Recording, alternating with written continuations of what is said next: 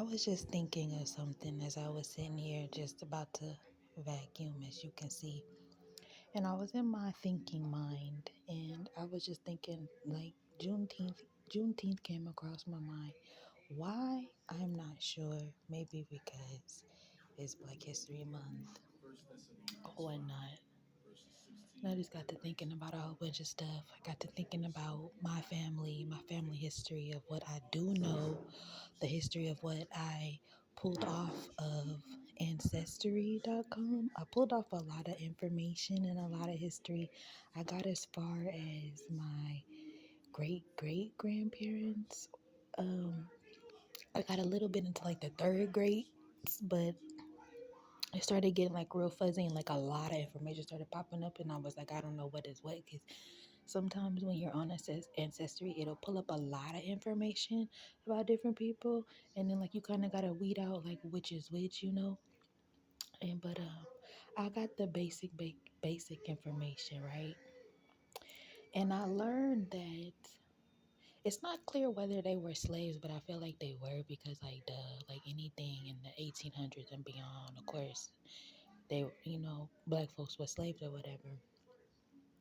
And I found that piece of history off my ancestry about my dad's side of the family, that they were literally bred and born on a plantation in Louisiana from the 1800s, the late 1800s down on to the into the 1900s. My dad was the last generation born on that plantation, which was the late 50s, early 60s. So he grew up in the 60s and things like that. That was his childhood, right? So Jim Crow era basically was his childhood. Sharecropping after slavery was his childhood, right? But my grandfather, his father,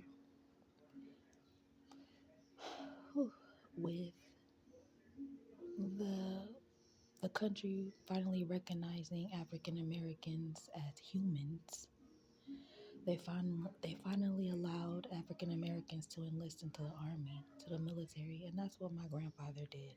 That's what both of my grandfathers did. They enlisted into the military because they knew that would give them a better chance for themselves and for the families that they have already created, right? That was also their way out of slavery.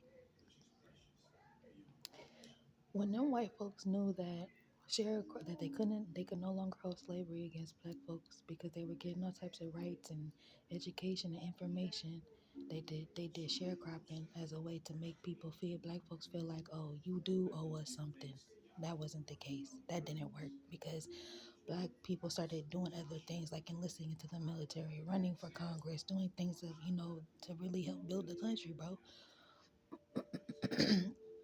I feel like when the white folks saw that, they had to create systems in order to try to tear us down and keep us down. So it went from slavery to sharecropping to Jim Crow era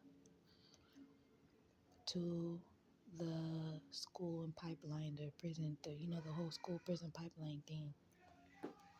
Now today we're fighting a whole bunch of unnecessary things. Like, I think it's cool, but I think it's ridiculous in the sense that we as people of color have to have certain laws put in place, like little petty laws. Like, it's not petty, but it's when you think about it as a whole, it's like, bro, that is petty. Like, why do we need a Crown Act law, bro? That's petty to me. But it's, in a sense, it's not, because it is a law of protection. But it's like, bro, if we're so grown as a country, why do we have to implement laws like that? That wasn't that long ago. Matter of fact, like, this is why I feel like people do not pay attention to the world. They do not pay attention to the things that are going around them. They do not watch their surroundings. Y'all scared to watch the news. Yes, there's not always good things in the news, but baby, life is not always good either. Like I said, I don't know why I'm saying all this, but something moved me to tell this story. And I feel like it probably has a lot to do with it being Black History, has a lot to do with what's going on in the country right now. And I'm not saying that I'm related to this, but my family comes from a lot of the things that is going on in this country, like where we're talking about the DEI stuff, you know, y'all know what's going on. I know people try to ignore it because it's like, bro, we got life to live, bro. I understand, but at the same time, If I know this about my family history, how many more African Americans or Black Americans have the same similar story and don't even know? That's the problem. We don't know. And that's what they did on purpose. So we would not know. That's another system that they created. Ignorance. Ignorance was created